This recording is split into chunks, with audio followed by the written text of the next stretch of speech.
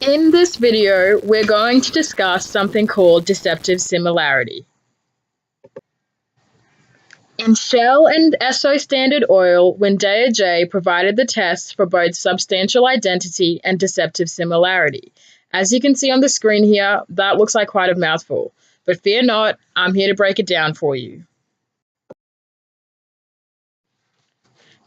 Basically, Wendaya J starts off his judgment by distinguishing deceptive similarity from substantial identity. He explains that substantial identity is a test where two trademarks are compared, side by side, allowing for their similarities and differences to be evaluated. If no substantial similarity is found between the two trademarks, then consideration turns to deceptive similarity. Instead of a side-by-side comparison, the comparison is between, on the one hand, the impression based on the recollection of the plaintiff's mark that persons of ordinary intelligence and memory would have. This test becomes about the net impression left by the trademarks, so it's important to consider both oral and visual elements. And on the other hand, the comparison considers the impressions that such persons would get from the defendant's exhibitions. The test for deceptive similarity can also be referred to as the Wonderment test. In other words, you would ask yourself, would the trademark cause an ordinary person to wonder if it is linked to a pre-existing trademark?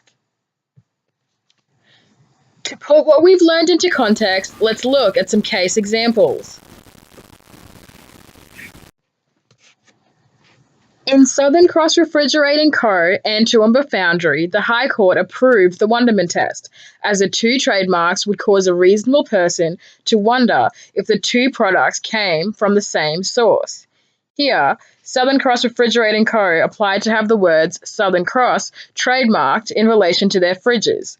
This was refused as Toowoomba Foundry already owned the trademark, Southern Cross, for milking machines, well drilling machinery, engines, and windmills.